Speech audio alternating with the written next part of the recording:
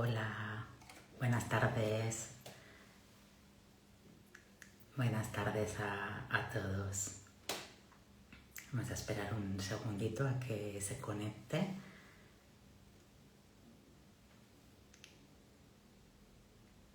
Buenas tardes.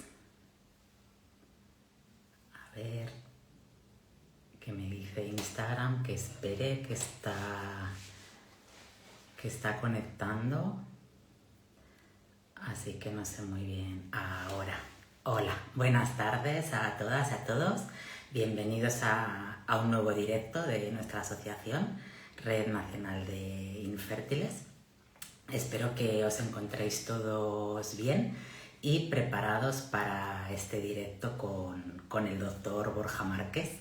El doctor es la cuarta generación de ginecólogos de la familia Márquez y compagina su consulta como ginecólogo especialista de reproducción asistida con la dirección del Instituto Márquez. Y bueno, con él vamos a tener una tarde llena de preguntas para que podáis resolver todas vuestras dudas acerca del tratamiento y de todo lo que os inquieta. Entonces hemos recibido ya muchas por correo, pero como siempre podéis dejar vuestra pregunta en el chat o en la cajita si lo queréis hacer de una forma más privada, ¿vale?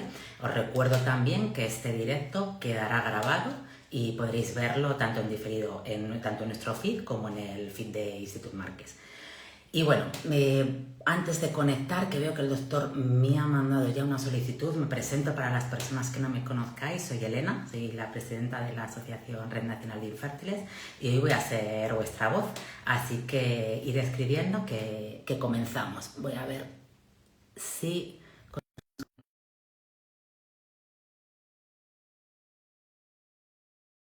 A ver, buenas tardes a todas, que os vais conectando poquito a poquito.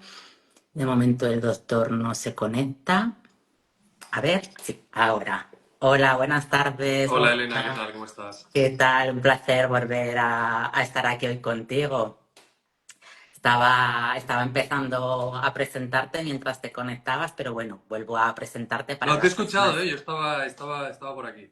Sí, vale, pues me ha llegado la solicitud me ha llegado un poquito más tarde. Entonces, bueno, pues te presento otra vez, que la gente se sigue conectando. Hoy estamos con el doctor Borja Márquez, que es el director médico de Instituto Márquez. Y bueno, para mí es un placer volver a compartir espacio contigo. Y si te parece, comenzamos porque tenemos ya unas cuantas preguntas. Muy bien. Acordaros que tenéis el chat para preguntar. Entonces, creo que tengo aquí una primera pregunta, a ver si soy capaz de verla o no. Vamos a ver, mira. La primera pregunta que tenemos en la cajita me dice, PRP ovárico en baja reserva en los que no ha funcionado nada, la estimulación máxima. Entiendo que pregunta si sería recomendable. Empezamos fuerte, tema polémico. Vale, a ver, actualmente desde Instituto Marqués nuestra opinión es que no. No Ujú, recomendamos el PRP intraovárico en casos de baja reserva. No es solo nuestra opinión, sino que es también la de la Sociedad Española de Fertilidad y la de la Sociedad Europea de Reproducción Humana Asistida. El PRP es un preparado, para que nos explicarlo un poquito, ¿no? sí, perfecto. Se hace una extracción sanguínea, se centrifuga para seleccionar solo la parte con las plaquetas.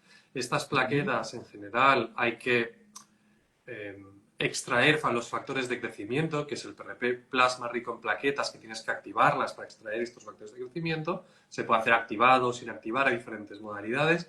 No sabemos cuál es la correcta, ni la que ayuda, ni si alguna ayuda, pero bueno. Y entonces esto se inyecta en el ovario. Entonces, la teoría es que tú al inyectar un plasma con un líquido con factores de crecimiento, ayudas al ovario a reclutar más folículos en el mes posterior. ¿Vale? ujú, vale. Esto viene porque en tejidos, especialmente se utiliza en traumatología, en cartílagos, el cartílago es un tejido que no regenera o que regenera muy poco. No soy experto en cartílagos, pero bueno, regenera poco. Entonces tú pones este plasma rico en plaquetas y ayuda a señalizar que ese tejido tiene un daño y a regenerar y parece que funciona y funciona bien. Entonces, desde hace 4 o 5 años aproximadamente se dijo, oye, ¿y si funciona el ovario? Ah, pues vamos a probarlo. A probar. Y se ha probado. hay algún artículo que, con pocas pacientes que pueden mencionar cierta mejoría, muchos otros que dicen que no, y muchos artículos que no se llegan a publicar porque si total va a salir negativo, pues ya no hago el esfuerzo de redactar el paper. A Vale. día de hoy no hay evidencia médica para recomendar el PRP en baja reserva. Punto. Vale. Y esto es lo que sabemos. Ahora es prometedor y necesitamos que las grandes clínicas en nuestro país y en otros hagan estudios, ensayos científicos controlados y aleatorizados después de pasar un comité ético externo al centro para validarlo y para saber si ayuda, a quién ayuda, en qué condiciones, qué preparaciones, cómo inyectarlo, en qué pauta. Pero a día de hoy cada uno hace lo que él considera, lo que él tiene y de momento no hay evidencia de que ayude. Entonces, yo creo que solo se debe hacer si estás en un ensayo clínico aleatorizado y por lo tanto en general los ensayos clínicos son sin coste para el paciente. Vale. Ahora, esto cambiará, ¿eh? Pero a día de hoy es esta la respuesta. Hay esperanzas, no es esperanzador, pero todavía hay que tener No prudencia, se ¿no? puede Y mucha recomendar a todos investigación. los pacientes. Exacto, tiene que ser solo en contexto de investigación. No se puede recomendar a todas las pacientes. Y bueno, ya está, no me quiero meter en otros temas. Sí, porque siempre acabamos entrando Venga. en debate. Vale, venga, siguiente pregunta. Vamos a ver. Me dice, ¿por qué con cariotipos perfectos y daño genético en todos los embriones, con una mujer de 35 años y un hombre de 33? Vale, entiendo que ¿Cómo nos puede ser? refieren al PGT, al estudio genético preimplantacional, ¿no? Cuando Ujú. tenemos los embriones y los embriones están alterados. Es difícil de explicar, ¿no? Por un lado hay que estudiar bien a este varón. O sea, entiendo cariotipos, es muy importante tenerlos estudiados, ya están bien. Dice que están perfectos, exacto. Entonces, a nivel de edad, con 35 años, con un semen perfecto, ¿no? Óvulos de 35 años, estaríamos esperando de media un 55-60% de embriones sanos. Vale. ¿Vale? Eh, a nivel semen, tenemos que estudiarlo. Sobre todo, lo que nos hace sospechar que en el semen puede haber alteraciones genéticas, cromosómicas, es cuando hay concentraciones muy bajas, una oligozoospermia importante, ¿vale? Concentraciones de semen muy bajas nos hacen sospechar que puede haber problemas a nivel de cromosomas espermáticos. Después habría que mirar fragmentación del ADN, que es dudoso, pero a día de hoy es clínicamente aceptado, lo miramos, fragmentación de ADN. Se podría valorar el FISH de espermatozoides para intentar hacer un estudio cromosómico espermático y después repetir, ¿no? Porque a veces si ha sido solo un tratamiento, he tenido 3, 4 embriones y han salido todos mal, bueno, pues nosotros de estos 4 esperábamos un 60%, por lo tanto 2,2 embriones sanos. Pero a veces Claro, aquí habla de daño genético en todos los embriones. Claro, pero ¿cuántos son todos? Claro, no nos lo dice. Entonces, la estadística es muy cruel Ya, y lo hemos visto. Pacientes que tú esperas tener embriones sanos, no los tienes, haces otro tratamiento y los tienen, ¿no? Entonces, salió un artículo, creo que fue a finales de 2023, me pueden variar un poquito las fechas, que repetían ciclos de fecundación in vitro con PGT, con estudio genético, estudio cromosómico, eh, a cientos de pacientes, ¿no? Y entonces la conclusión del artículo era que un ciclo, un tratamiento de fecundación in vitro sin embriones cromosómicamente sanos no implica que tengas un peor pronóstico para el segundo ciclo. Vuelves a tener el mismo pronóstico que tenías antes de hacer el primero, o sea, el que te toca por edad y por calidad de semen, cariotipo, etcétera, ¿no? Con lo cual, claro, habría que saber cuántos tratamientos ha hecho, cuántos embriones ha estudiado. No es lo mismo estudiar 12 blastocistos que estudiar 4, ¿no? claro. Pero yo de entrada, con esa edad, si el semen es aceptable, yo les animaría a repetirlo, ¿no? Con la poca información que tenemos. Vale. Y a investigar un poquito más, quizás el semen, ¿no? Comentabas del varón. Estudio seminal seguro y quizás incluso una valoración de un andrólogo, ¿no? Según cómo esté. Vale, que al final, bueno, siempre comentamos lo mismo, ¿no? Pero al final en muchas ocasiones nos dejamos un poquito más de lado la investigación del varón, Sí, es muy ¿no? importante. El problema es que los ginecólogos de fertilidad sabemos de semen, pero no somos expertos en semen. Eh, Urólogos, hay urólogos muy especializados en semen, pero en general el urólogo es un profesional que se ha formado para hacer trasplantes de riñón, prostatectomías radicales por robot, o sea, una cirugía muy compleja. Y esto del semen, pues hay muy pocos que de verdad les guste y se dediquen muchas horas en una clínica de fertilidad. Y los andrólogos, es una especialidad no reconocida como tal, que hay muy pocos que de verdad sean específicamente andrólogos. Entonces, el estudio del varón es que no lo promocionamos ni siquiera desde las autoridades sanitarias, ¿no? Potenciando la andrología como especialidad. En las clínicas cuesta cada vez más. Nosotros tenemos al doctor Ferran García, que bueno, es increíble, es un tío, sabe todo. Pero, pero cuesta, ¿no? A nivel de toda España, en toda la población, tener buenos andrólogos cuesta. Entonces, es eso. Es difícil hacer buenas valoraciones muchas veces para muchos varones. Pero sí es importante que se estudie y que se estudie bien. Vale. Vamos con una pregunta que nos ha llegado estos días al correo. ¿Qué se puede hacer desde el laboratorio para ayudar a un embrión a llegar a blastocisto? Uy, muchas cosas. Y seguro que me dejaría loco. A ver, es lo más importante. Yo lo puedo decir porque soy médico. Eh, un buen médico en un buen laboratorio lo hará genial, pues que un mal médico en un buen laboratorio lo va a hacer muy bien también. Ya nos entendemos, ¿no? Para todo hay Sí. matices, etcétera.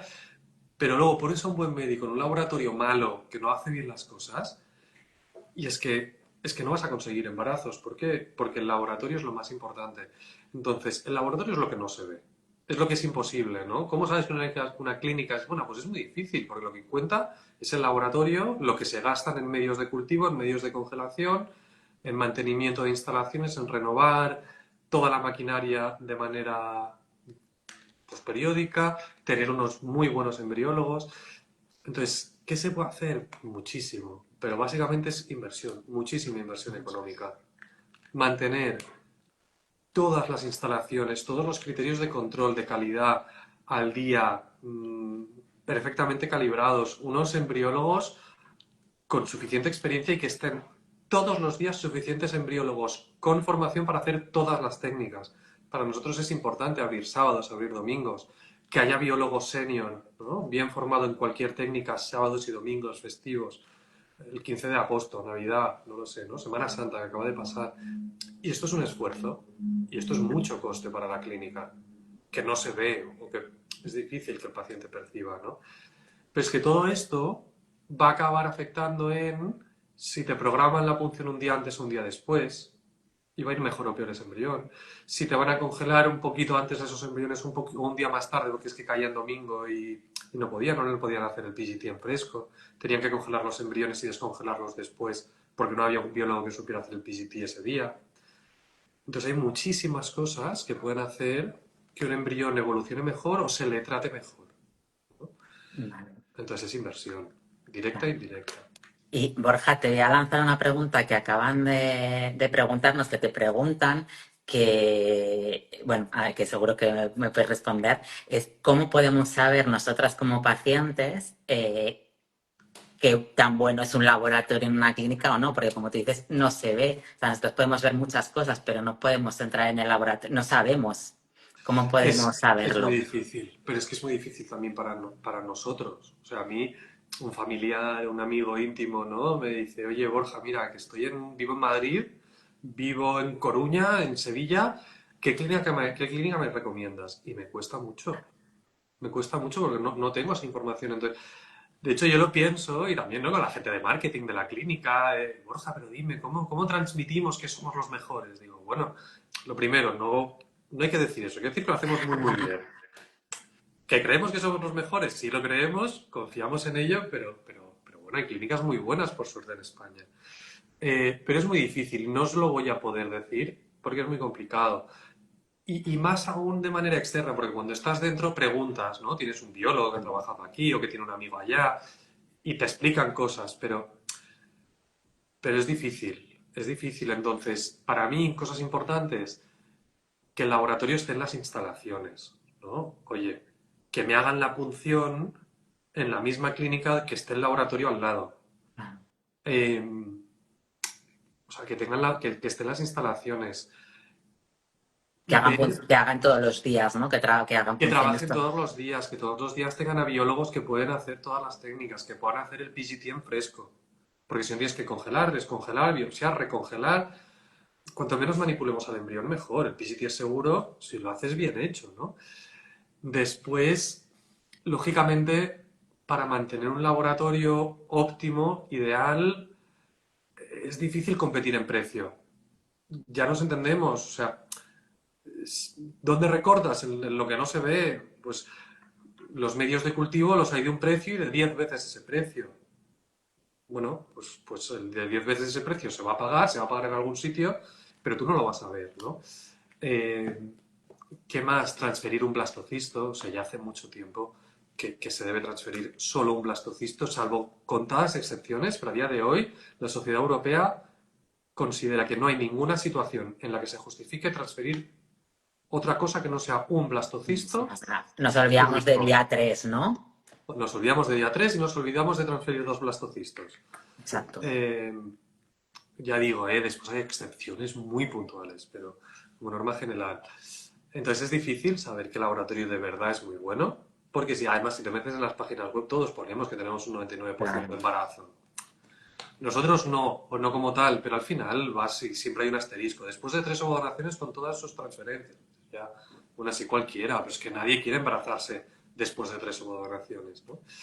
Entonces cuesta mucho. Me encantaría dar una respuesta muy directa y muy clara, Ya es pero complicado, es pero muy bueno, por lo difícil. menos que sí que sepamos que debemos preguntar, o sea, saber que el laboratorio está dentro de la propia clínica, que Sí, trabaja todos los días, que tiene un equipo, ¿no? Que no hay una sola persona trabajando. Bueno, si trabaja todos los días no puede haber solo una persona, pero bueno, saber qué tipo de qué personal tiene, ¿no? Qué experiencia, se lo podemos preguntar también. se puede ver, se puede incluso hacer, se puede pedir una visita con el embriólogo, o sea, esto se puede hacer y Vale. nosotros, si el paciente lo solicita, se hace una visita con el embriólogo. Vale, perfecto, pues aclarado. A ver, tenemos aquí otra pregunta de una paciente que dice que tiene 36 años, aborto de euploides y está en tratamiento hematológico e inmunológico. Y pregunta si la donación cambiaría en algo. No, no debería. Eh, no deberías. Es que 36 años es joven, tiene embriones euploides. La ovodonación lo que nos va a conseguir es que tener más posibilidades de que sea euploide. Entonces, yo con esa edad, si consigue euploides, yo le diría que lo siga intentando. Eh, es horrible los abortos en general, pero además siempre decimos, no, esto lo más probable es que sea porque es una causa cromosómica, ¿no? Pero es que si el embrión está estudiado, es muy difícil de justificarle por qué está pasando y está bien hacer todo el estudio, ¿no? De aborto de repetición, tanto hematológico como histeroscopia, biopsia, cultivos, ecografía 3D. Luego la parte de la inmunología, pues hay muy poca evidencia a día de hoy, pero entiendo que es un recurso que está ahí, que los inmunólogos nos quieren ayudar también con la evidencia que tienen o que no tienen a día de hoy, pero que son médicos que saben mucho de medicina y que intentan ayudar y que al final cuando vas teniendo abortos de embriones euploides digas, oye, pues voy a probar la inmunología porque quizá si tuviésemos muchas pacientes como estas se conseguiría, ¿no?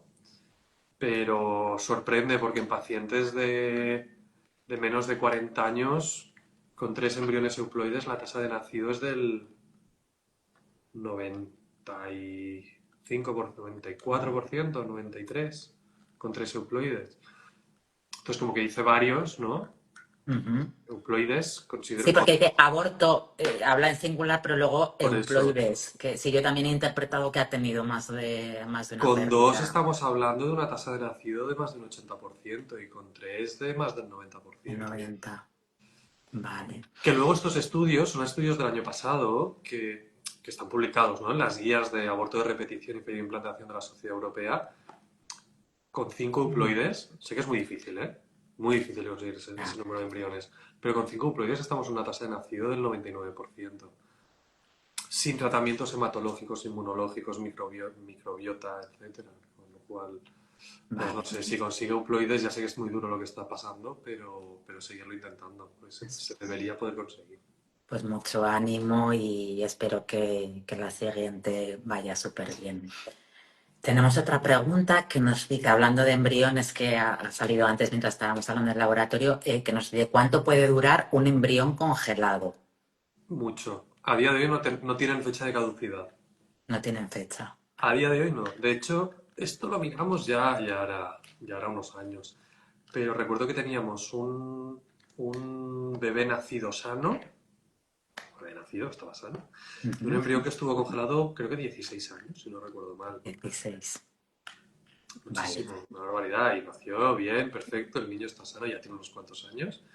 Y con lo cual, en teoría, pueden Con este durar. sentido, tranquilidad absoluta, ¿no? A día de hoy sí. A día de Vale. hoy sí. Vale. Pues tenemos otra pregunta que nos habla de ovodonación y pregunta si es mejor en fresco estimulando a a la donante en vivo o con óvulos congelados. Pues aquí siempre tenemos dudas, nosotros también. Intentamos personalizar en cada paciente. Si tú utilizas óvulos congelados, puedes hacer una transferencia de un embrión en fresco con una preparación en ciclo natural. Haces preparación a la paciente, un ciclo natural, que a día de hoy es lo que siempre intentamos, y preparamos a la paciente. Cuando está lista, descongelamos los óvulos, creamos embriones y transferimos en fresco. Vale. Entonces, esto está muy bien también, sobre todo para pacientes que viven cerca de la ciudad donde van a hacer el tratamiento. Si nos viene Ujú. una paciente desde Australia y llega aquí y no hay embrión, pasa poco, pero Vale. desde Australia no. Pues en ese caso congelamos embriones antes. Pero digamos, utilizar óvulos congelados nos permite hacer transferencia en fresco con preparación en ciclo natural. En cambio, si utilizas óvulos en fresco, tú tienes que sincronizar tu regla con la de la donante y tienes que hacer una preparación con terapia hormonal sustitutiva para poder hacer transferencia en fresco, ¿no? Que es la idea. La idea, siempre intentamos hacer una primera transferencia de embrión en fresco. Eh, entonces depende un poquito de la historia de la paciente, de los riesgos que tenga, de los tratamientos previos que haya utilizado. En principio, a día de hoy, no puedo recomendar que uno sea mucho mejor que el otro. Personalizar, Mm. que al final es lo Sí, que... cada vez los óvulos congelados están funcionando mejor, la verdad. Nosotros hasta hace 3 4 años prácticamente no utilizábamos óvulos congelados de donante. Y ahora la verdad que cada vez utilizamos más, hablándolo con las pacientes y buscando cuál es la mejor opción para cada una de ellas. Vale. Mira, tenemos aquí una pregunta que a mí me toca mucho. Que espera, la voy a marcar para que la podáis ver. ¿Se pone anestesia para las transferencias? Y digo que a mí me toca mucho porque es una lucha que llevamos en nuestra asociación, porque hay hospitales públicos que a día de hoy en alguna comunidad autónoma, bueno, en concreto en la comunidad autónoma andaluza y en Canarias, que hay hospitales que siguen haciendo las punciones. Ah, vale, es que habla de transferencias y yo me he liado con las punciones. Perdón, vale, pues entonces me callo. Pues No, te dejo que las punciones, contestes. sí, las punciones se deben hacer con anestesia. Hay modalidades de anestesia. Aquí en general, en España, lo que se hace es Sedación. una sedación mínima y ya está, ¿no? Pacientes con reserva ovárica muy baja, cuando hacemos un ciclo natural, que van a tener un folículo, hacemos anestesia local. Pues un Vale, poquito de con un medicación. folículo. Claro, pones un poquito de anestesia local y luego ya pinchas y puede tener unas ligeras molestias, pero muchas veces no notan nada. Ahora, en otros países, por ejemplo Irlanda, se hace una sedación consciente por parte del ginecólogo, no hay anestesista, pero hay una sedación, ¿no? Puede notar molestias, pero no dolor. Ahora, en la punción hay que hacer una anestesia de un tipo o de otro. En la transferencia en general, no. En general no se hace una anestesia, ni anestesia local, ni una sedación. No se requiere. Ahora, después de casos puntuales, transferencias que son muy difíciles, por el motivo que sea, pacientes que no toleran la manipulación vaginal, por el motivo que sea, ¿no? Parejas femeninas, mujeres vírgenes, hay muy poca paciente en esta situación, pero alguna hay, o pacientes con vaginismo, por ejemplo, que una exploración vaginal para ellas es absolutamente traumática, en los casos se puede hacer una sedación, pero son casos muy, muy, muy, muy excepcionales. Vale, vale, perfecto. Voy a retirarla. A ver, tenemos otra pregunta que dice, a ver, óvulos de calidad A. en una mujer con ovario poliquístico y pregunta si puede tener alguna alteración el embrión y por qué, o sea, pregunta que la causa de los fallos de implantación. O sea, entiendo que ella tiene óvulos de calidad A, que tiene ovario poliquístico y que tiene fallos de implantación. Entonces, que si puede tener alguna alteración el embrión. Entiendo, vale, que tendrá embriones de calidad A Ah, después de hacer... Vale. El ovario poliquístico no se relaciona en general con una alteración cromosómica con una menor tasa de embriones euploides. Por lo tanto, si ha conseguido esos blastocistos, en principio tiene la calidad que le toca por edad. A veces lo que sí que vemos en pacientes con ovario poliquístico es que por el metabolismo inherente a este síndrome, eh, tienen muchos folículos, muchos óvulos, pero una evolución mucho peor. O sea, igual en vez de 10 óvulos consigues 28, pero te quedas con 3 embriones. Esto esa lo soy vemos yo. en ovario poliquístico, es muy frecuente encontrarte con esto. Entonces, las vas moderando, porque claro, ostras, tengo muchísimos, siempre me han dicho que para la FIP genial, y tú, vale, sí, tendremos muchos, pero hay Y que ver cómo luego, evolucionan, ¿no? Pero en su caso entiendo que han evolucionado bien, porque tienen calidad A y ahora han tenido varios. ¿Por qué no han exacto. implantado? No es... O sea, el ovario poliquístico puede estar relacionado, porque al final hay un impacto metabólico, entonces hay que mirar su resistencia a la insulina. Eh, Muchas veces les damos tratamiento con metformina, que es un fármaco para la diabetes, pero estas pacientes tienen una resistencia a la insulina de base y con esto podemos ayudar al metabolismo y eventualmente ayudar a la implantación. Y luego hay que hacer todo el estudio de implantación habitual, ¿no? Mirar al señor, mirar si por edad le toca hacer PGT, alteraciones autoinmunes, hematológicas, histeroscopia, etcétera. Vale, vale. Siguiente pregunta. Una mujer pregunta que con una prolactina de 46, si es viable para hacer una fecundación in vitro con ese dato.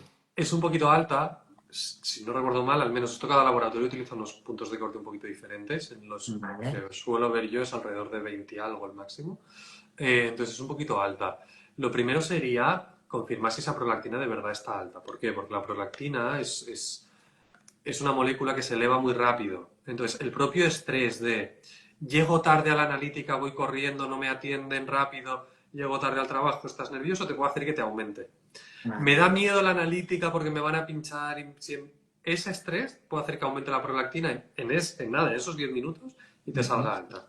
Entonces, ¿qué se hace en estos casos si de verdad nos interesa? Hacer una determinación seriada de prolactina. Tú vas allí, te sientas, te ponen la vía, pasan 10 minutos, te sacan una primera determinación.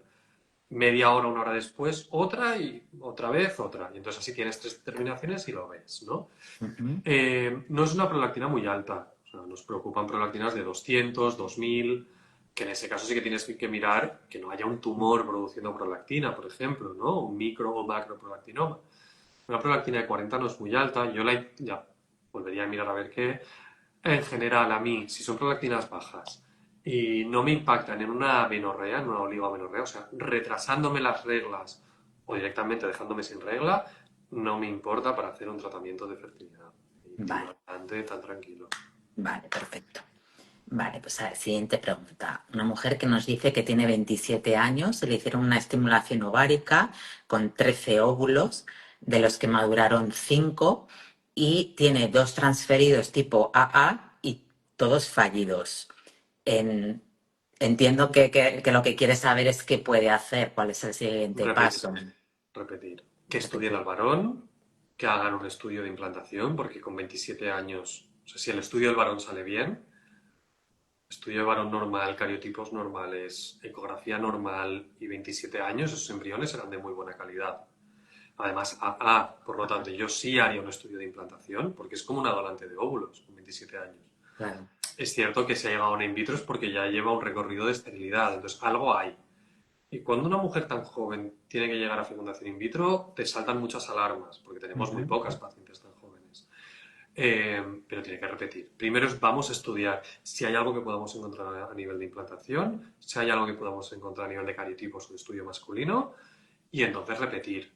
Eh, lo que llama la atención es la baja tasa de óvulos maduros, ¿no? Entonces, Dice que le han hecho una biopsia. Está escribiendo ahora que le han hecho una biopsia. está bien, probablemente le están haciendo un cultivo, un estudio de endometritis crónica, con lo cual, perfecto. Entiendo que es biopsia de endometrio, lógicamente.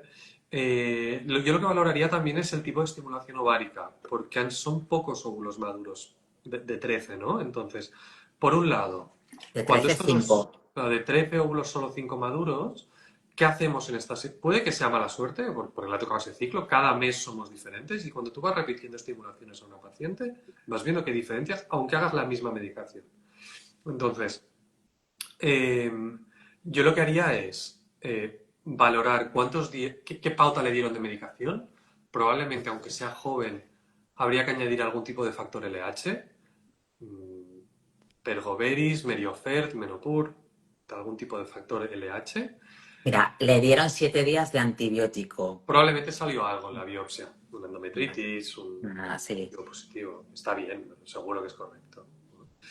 Entonces, vale. probablemente añadir algún tipo de factor LH en esta estimulación, intentar alargar la punción, si es posible, ¿no? A día 14, día 13 como pronto, para que los folículos tengan todos un buen tamaño. Porque a veces, ¿no? Cuando haces eso es porque tenías unos folículos muy grandes y muchos muy pequeños, que te dan óvulos, pero óvulos inmaduros. Y después valorar la doble descarga de capeptil y ovitrel. Y con Ujú. todo esto, ¿no? Pues intentar que haya más óvulos maduros, intentar conseguir más embriones y después todo el estudio de implantación que decía. Vale, perfecto. Bueno, pues hemos llegado ya al ecuador del directo, así que, bueno, si tenéis dudas, es el momento de... Estamos con el doctor Borja Márquez, director médico de Institut Márquez, y vamos a por la siguiente media hora. Vamos a ver un momentito, que tengo aquí otra pregunta en la cajita. ¿Cuál es la mejor calidad de embriones? ¿A, B o C? No, O sea, aquí hay diferentes categorías. Hay una categorización, ya digo, no soy embriólogo, pero hay dos clasificaciones. Una es la española y otra es la internacional. Entonces, la española, que es muy importante, porque hacemos muy bien fertilidad, es A, B o C. ¿Vale?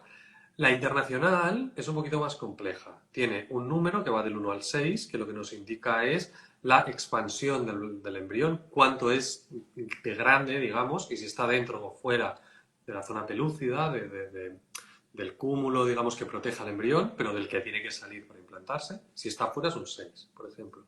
Entonces, Ujú. habitualmente nos gustan embriones 4 o 5, pero un 3 y un 6 están muy bien. Y después, hay dos letras, A, B o C, que una nos indica la zona interna del embrión y la otra la zona externa. Entonces, lógicamente, lo mejor es un embrión A, clasificación española, o internacional AA. Entonces, esto, en teoría, los embriones a más calidad, mayor tasa de embarazo, ¿no? Es que tengo un bebé, ¿es de mala calidad? No, es un embrión que está muy bien. Un embrión que está muy bien, que quizá el A tiene un 5% más de implantación, o... puede ser, pero son embriones que están muy bien. Y yo tengo uno que es un BC, no, ni me lo transfiero. No, que también embarazan. Si es verdad que quizá tiene un poquito menos, pero ¿y si es el tuyo el que va a ir bien? Claro, claro. Pues bueno, hay que conocerlo, hay que saberlo y con eso pues transferir lo que tengamos. Vale, perfecto. Tenemos un caso, voy a quitar la pregunta de la cajita. Un caso clínico. A ver, una mujer tiene 39 años, se ha hecho 4 fecundaciones in vitro, han conseguido 2 embriones, un AA y un AB. Pasaron a la fase de implantación con estrógenos oral y vaginal, vitamina E, vitamina D. Durante los scans, bueno, entiendo que son las ecografías, llegamos a 6,5 milímetros, pero el endometrio no es no muy trilaminar, aunque luego pone del libro, entonces no sé, el no entiendo muy bien. Bueno, todos se acuerdan que es mejor no arriesgar. El doctor ha solicitado una nueva histeroscopia, que es su segunda histeroscopia. En la primera encontraron alguna adherencia, pero tras una pequeña cirugía tuvo quedó limpio y la cavidad amplia y limpita. Y entonces pregunta, ¿posibles razones de que no sea muy trilaminar el endometrio y qué hacer? Y que si podrías comentar algo sobre las adherencias y si sobre pueden volver a aparecer y por qué aparecen tan pronto. Y bueno, y te da las gracias. Vale, a ver, son muchas cosas. Son muchas cosas. Un Te endometrio, recuerdo, Sí, no, estoy. Vale. Endometrio no trilaminar, yo tampoco transferiría. Y a veces cuesta. Y hay pacientes que cuesta tener un embrión, un endometrio bonito. Y hay pacientes que no lo consigues nunca. Entonces, en esas pacientes que estás 6 u 8 meses, que no hay manera, que pruebas todo ciclo natural, ciclo artificial, ¿no? Con estrógenos, como dice, pues al final tienes que transferir con algo que no te parezca horrible, digamos, con lo mejor que puedas conseguir para esa paciente. Y también embarazan. Es verdad que el pronóstico es peor, pero también consigues embarazos. En este caso, yo intentaría, si ella puede hacer un ciclo natural, por cambiar, ¿no? Ya que ha hecho terapia hormonal sustitutiva, vamos a intentar un ciclo natural, que quizás se prepara mejor y es más bonito. De hecho, nos preocupa más el aspecto que el grosor. En Institut Marqués, con 5 milímetros y medio es suficiente. Yo no necesito que mida 7, para nada. Y de hecho, un artículo del año pasado ya indica que a partir de 4 milímetros es suficiente, si el aspecto es bueno, ¿no? Pero si es verdad que es adecuado que sea un endometrio trilaminar o lo más trilaminar posible. Causas, pues yo haría estudio probablemente una histeroscopia, que ya me ha dicho que le van a volver a hacer, que no haya un pólipo, que no haya adherencias, haría una biopsia de cultivos, que no haya inflamación, que no haya atipias endometriales, que no haya endometritis, cultivos, ¿no? Y con todo esto, después pocas soluciones hay, es irlo intentando poner remedio a si encontramos algo en la histeroscopia o en los estudios de endometrio, y después cambiar la pauta, probar de esta manera, probar de esta otra, y que cada mes es diferente. Por eso nos quejábamos, ¿no? Del ERA-test, por ejemplo, el test de ventana de implantación. Vale, este mes ha sido así, pero igual el que viene es diferente. Es diferente. Entonces, irlo intentando. Es verdad que con los endometrios tenemos pocas herramientas muchas veces, ¿no? Las adherencias, la mayor parte de veces no sabemos por qué se causan, ¿no? Si es una mujer que ha tenido algún legrado o ha tenido alguna miomectomía, alguna polipectomía, ¿no? Pues ahí sí que puedes decir, bueno, has tenido una cirugía uterina, puede ser que haya quedado una cicatriz y se saca una adherencia. Si no, pues sospechamos que puede ser secundario a infecciones, aunque no tengamos infección, o sea, una confirmación y la paciente haya tenido síntomas. Lo que hacemos es por histeroscopia retirarlas, pero pueden volver a aparecer. Claro, para esto hacemos pues tratamiento con ácido hialurónico, con anticonceptivas, con diferentes estrategias que no sabemos cuánto impacto tienen, pero bueno, intentamos al menos poner a hacer algo para que ese endometrio quede un poquito en reposo y no se vuelva a hacer la adherencia. Claro. Aquí, doctor, no sé si puede la enfermedad de Asherman, que está relacionada con las adherencias, que sé que bueno que el porcentaje es minúsculo, pero hace poquito se pusieron en contacto con la asociación precisamente pues, por un estudio que se estaba haciendo sobre esto. No sé si nos puedes comentar tú algo sobre... Una Sherman es directamente una cicatriz, una cicatrización del endometrio importante, que muchas veces es muy difícil hacer una histeroscopia y es muy difícil que crezca el endometrio. Y si crece algo, que pueda implantar y desarrollarse un embrión. Entonces, nosotros, pacientes que tenemos sospecha de Asherman, antes de crear embriones, lo primero es hacer una histeroscopia. Si creemos que tiene alguna posibilidad, porque no era tan grave, intentar retirar y hacer una estimulación endometrial para ver si de verdad ese endometrio se prepara. Porque si no se prepara, no hay nada que hacer, no creemos embriones. Entonces, el Asherman, la verdad que es un drama a día de hoy. Perfecto, pues vamos a ver, vamos a seguir. ¿Qué incluye un estudio de implantación? Factor uterino, microbiota y qué más. Nos La preguntan. microbiota no lo incluye. La microbiota no incluye. Hablando, o sea, guías de fallo de implantación de la Sociedad Europea, que están revisadas creo que el año pasado o a finales del 23. Se pueden buscar, son públicas, están en inglés, pero te habla de todas las cosas que podáis encontrar en cualquier clínica, Instagram, Google, ChatGPT, te las repisa todas y te lo pone en verde, en amarillo y en rojo, si tiene evidencia de que sirve para algo o si no tiene ninguna evidencia. Entonces, a día de hoy, ¿qué es lo que está aceptado teniendo una evidencia firme o moderada? Analítica, con determinaciones autoinmunes y trombofilias, también despistaje de anticuerpos antitiroideos y de celiaquía. Entonces, autoinmune, trombofilias. Cariotipo, Esto tiene sentido, sobre todo en aborto de repetición, porque en el resto de Europa no se hace tanto el cariotipo. El cariotipo hay que hacerlo, de hecho lo hacemos antes de las fecundaciones in vitro habitualmente. Ecografía 3D, por supuesto, histeroscopia, biopsia de endometrio para buscar endometritis crónica y cultivos. Todo fuera de aquí es fuera de evidencia. Microbiota, test de implantación, que ya no lo hace nadie, inmunología, todo esto está fuera de evidencia. No digo que nadie lo haga, Ya. digo que probablemente se está haciendo mucho más de lo que se deba y en muchas pacientes que no lo necesitan. Ahora, entiendo la paciente que lleva varios tratamientos, que no sabe qué hacer y que se lo han recomendado o lo ha leído y quiere ir al inmunólogo o hacer la microbiota. No digo que vaya a ser negativo y que vaya a ser malo, pero no hay evidencia a día de hoy de que se tenga que hacer. Vale. Vale, siguiente pregunta. Una mujer nos escribe, tiene 40 años, dice que lleva 3 años de búsqueda, 3 embarazos bioquímicos, está en proceso de FIV ahora mismo, entiendo, 2 estimulaciones ováricas. Dice que se obtienen 4 embriones y tras DGP solo hay un euploide tipo AA y está a la espera de transferencia. Ahora está con estudio con inmunólogo para ir a las mejores condiciones para esa única oportunidad que tiene. Si tienes algún consejo para ella. Bueno, intentar un ciclo natural. Si sale alguna alteración en la analítica, hablar con un hematólogo. Pero bueno, ir al inmunólogo y entiendo que también le dará las mismas pautas. Y luego es intentar buscar un muy buen endometrio, un ciclo natural, asegurarse que ovula cuando tiene que ovular, ¿no? Eh, y ya está, y el transfer con mucho cariño. Bueno, pues muchísima suerte y Mira, esperamos ojalá, que ojalá vaya vaya bien. bien, que es un embrión muy bonito, muy bueno.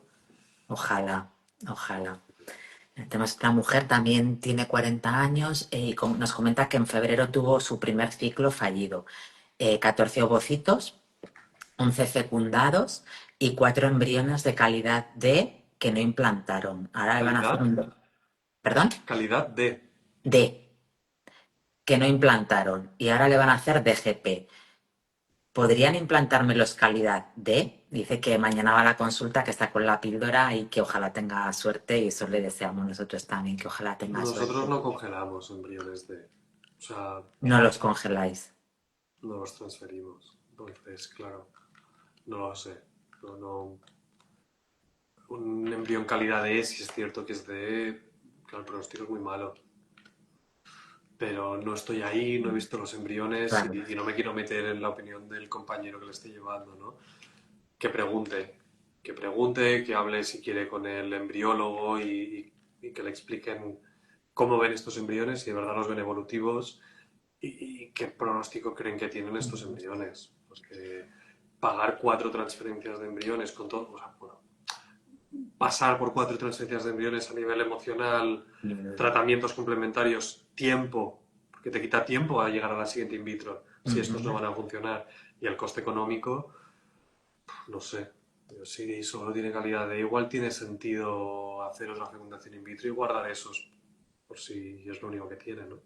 Vale, vale. Pues que pregunte y bueno, y Sí. no obstante, Que insista sobre el tema insista. calidad embrionaria. Vale, vale. Luego nos preguntan, ¿es aconsejable hacer ciclo natural después de 8 fallos de implantación con calidad A?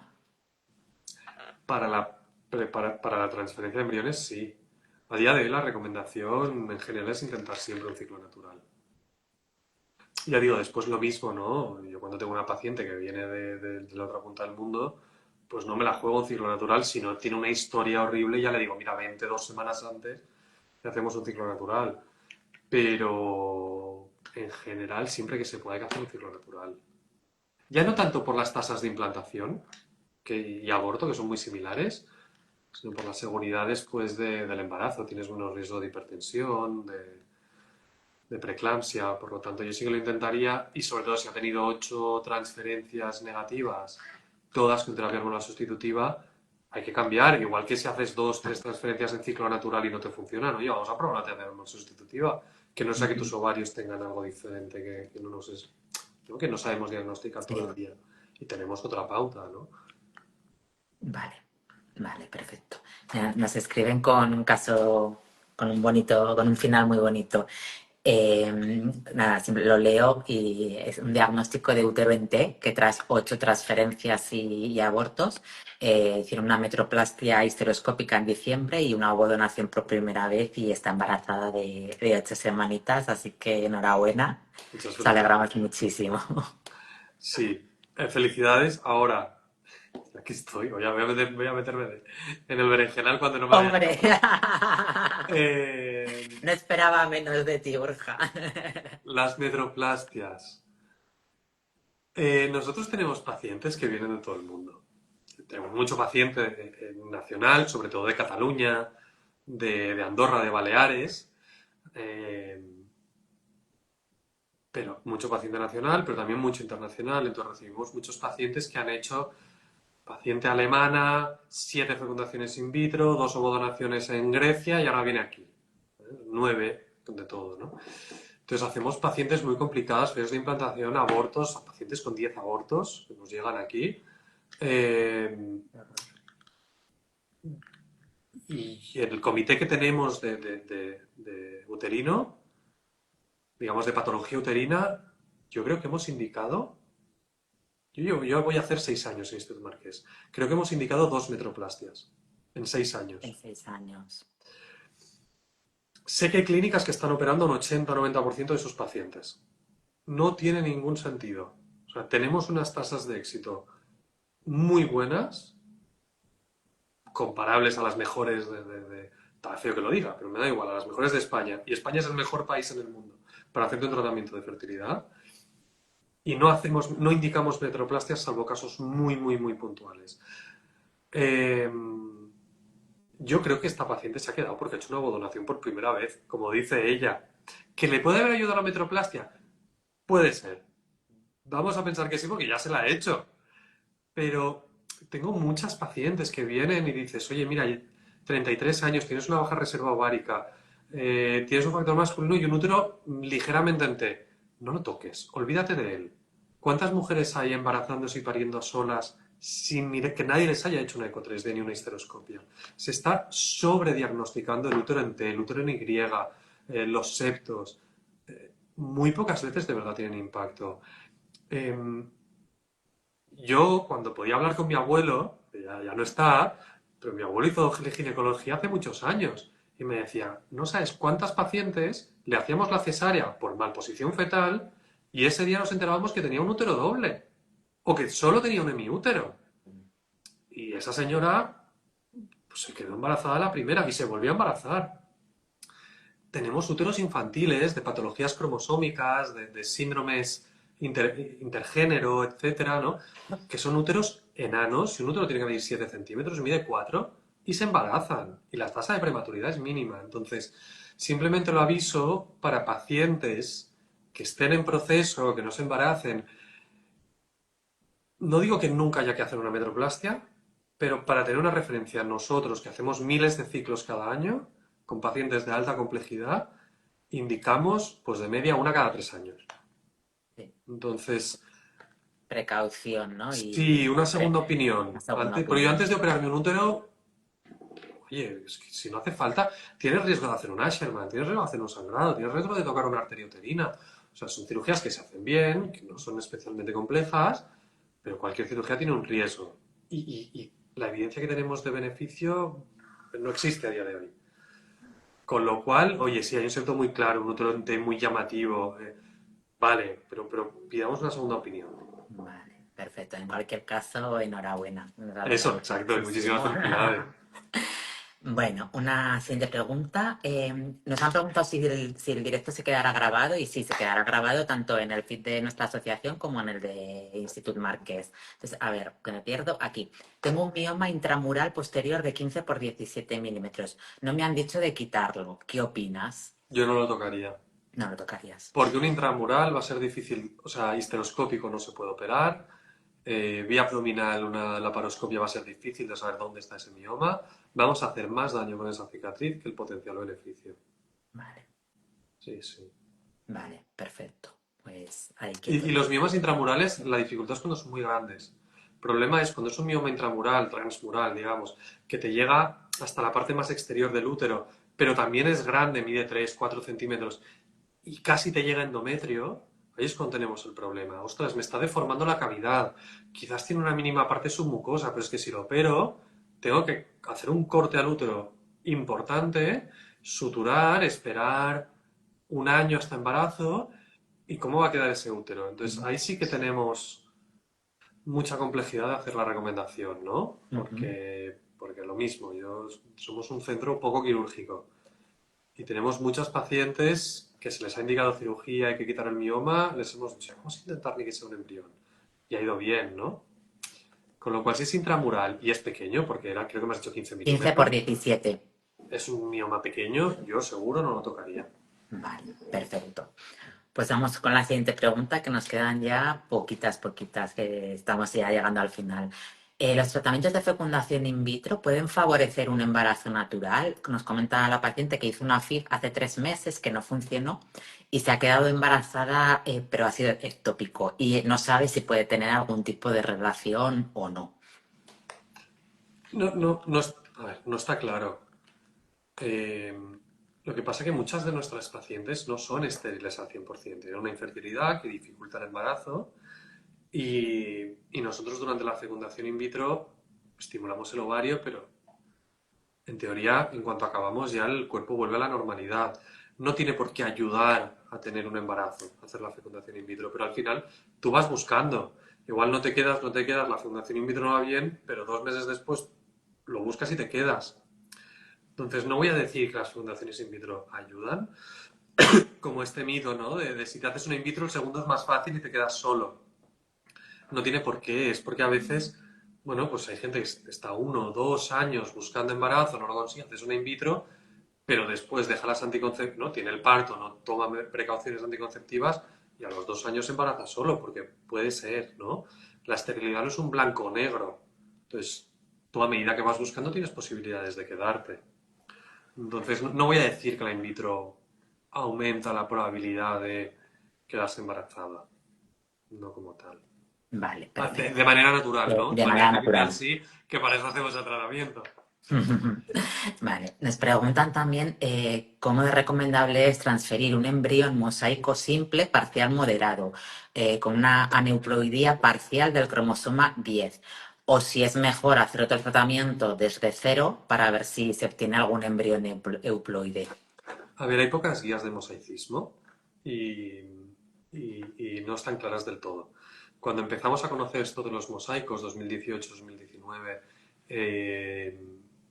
se empezaron a hacer muchas guías que empezaron a salir en el 2020, pero a partir del 2021 empezamos a ver que transferir mosaicos es seguro. Incluso mosaicos de alto grado y complejos, con varios cromosomas afectados. Por lo tanto, si solo tienes embrión, yo creo que sí que se puede transferir. Todas las guías lo que nos dicen es, si puedes conseguir embriones euploides, consigue embriones euploides. Vale. Pero no sé cuánto le ha costado a esa paciente llegar hasta Claro, ahí. ¿No? claro. Entonces, si es muy difícil conseguir un embrión euploide, por el motivo que sea, yo lo transferiría. Probablemente después durante el embarazo le diría, vamos a hacer un test prenatal no invasivo, ecografías estrictas y si es necesario después hacer una amniocentesis, se hace. Porque lo mismo, hay diferentes recomendaciones. Las primeras guías te decían, si te refieres un mosaico, obligatoria amniocentesis. No vale biopsia corial ni test prenatal no invasivo. Obligatoria amniocentesis. Ahora las guías son más laxas, ¿no? No está claro. Pero yo sí, un mosaico transferiría y más si es un mosaico simple con solo un cromosoma parcialmente afectado, ¿no? Bajo grado, yo transferiría seguro ese embrión si no está la posibilidad o no se contempla en este momento de crear euploides. Vale.